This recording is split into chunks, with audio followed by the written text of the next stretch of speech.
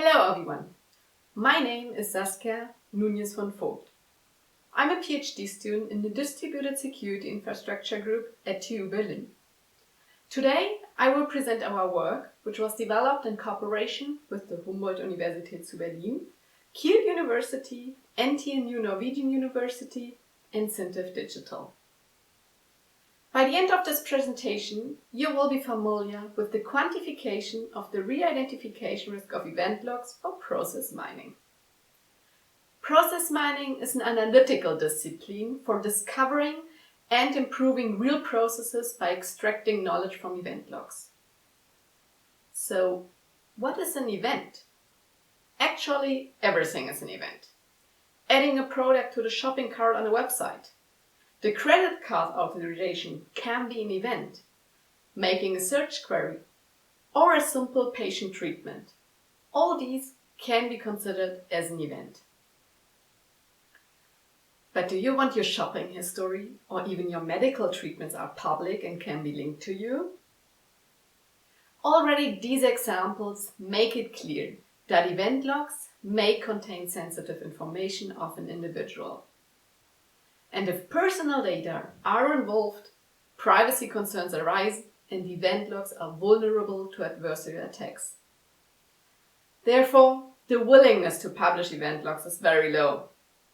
However, I think you agree with me that the publication of event logs for process mining offers great opportunities. Reuse of data gives us new insights of processes and promotes innovations.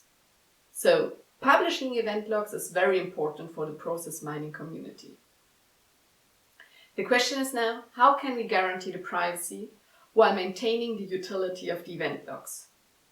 Well, we have to ensure that the risk of being identified is low and the published data cannot be linked to an individual person. In our work, we identified a metric to quantify this potential re-identification risk.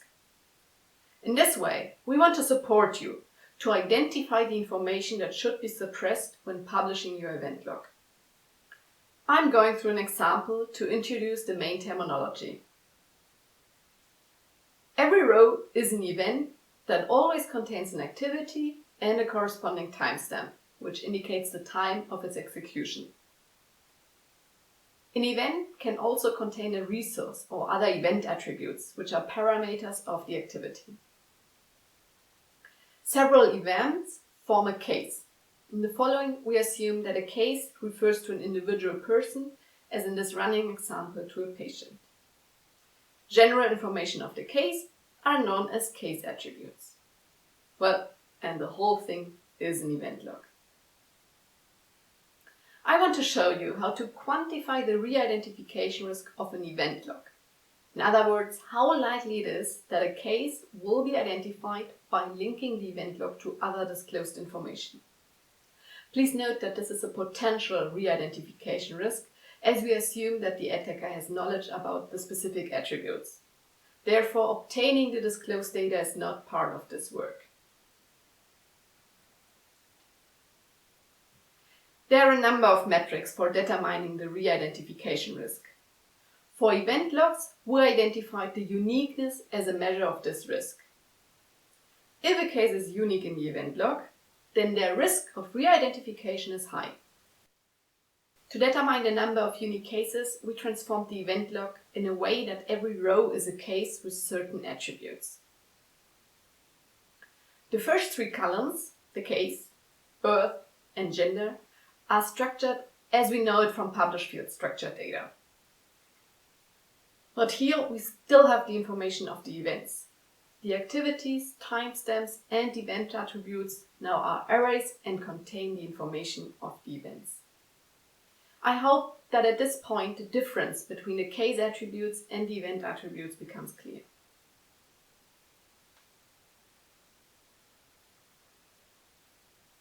A case is unique if it is the only one with a specific attribute value.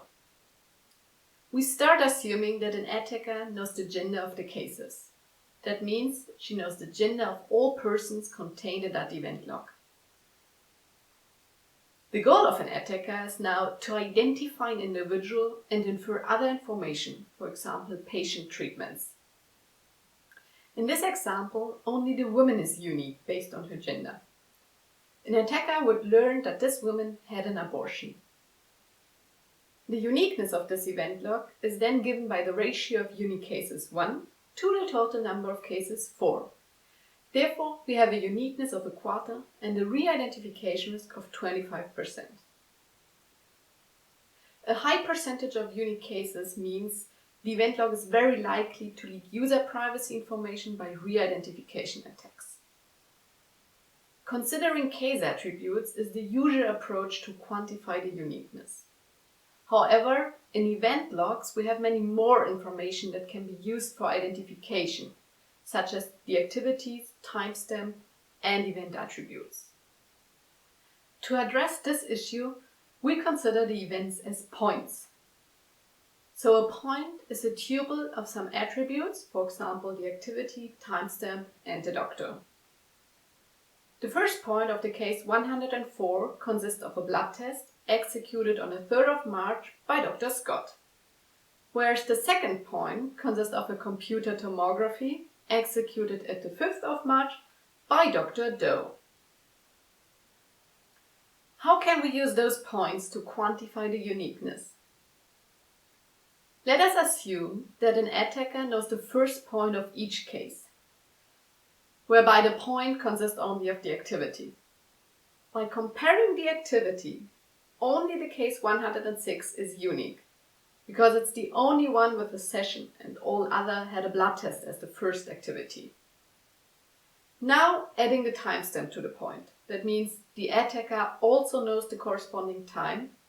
2 cases are unique, because based on the timestamp we can now distinguish the last case from the first 2 cases. Then 2 of 4 cases are unique and we obtain a re-identification risk of this event log of 50%.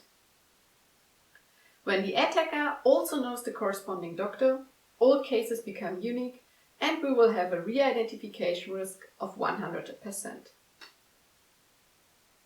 For our evaluation, we use publicly available event logs from the 4th EU Center for Research Data. We evaluated all event logs where the cases refer to a natural person. As we quantify the potential re-identification risk, we simulated the attacker knowledge. We assumed that an attacker knows at least 1 point per case, and for each case we randomly choose a number of points. Additionally, we varied a subset of attributes known to the attacker. That means that the known points don't consist of all possible attributes of an event log. We measured the uniqueness of the Sepsis event log. It's a published event log which is very similar to our running example. On the x-axis, we varied a number of known points. That means that an attacker has, for example, 4 randomly chosen points of a case. 185 is the maximum number of possible points in the Sepsis event log and corresponds to the maximum number of events per case. At first, we assumed that the points, known by the attacker, consist of the activity and the corresponding timestamp. We observed that already 2 points are sufficient for each case being unique. Generalizing the timestamp so that we only include the date and exclude the time, an attacker needs at least 8 points to make more than half of the cases unique.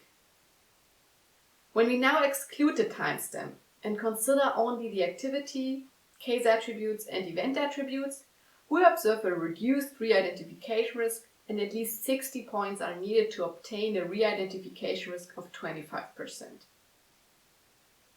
The more attributes we exclude, the lower the re-identification risk. With the activities and event or case attributes, we observe a re-identification risk lower than 25%.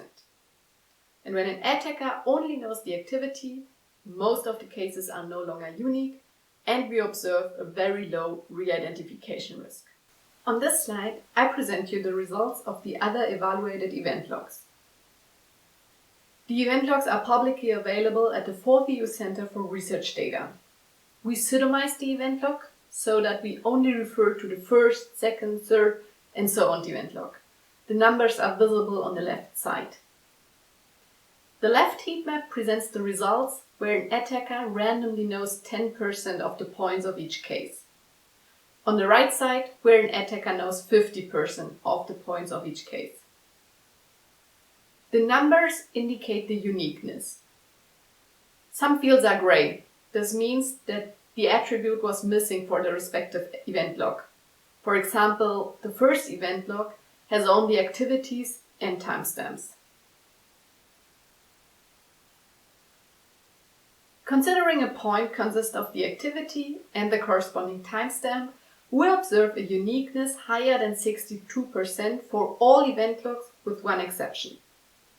We conclude that the timestamp is very sensitive and leads with a small number of points to a high uniqueness.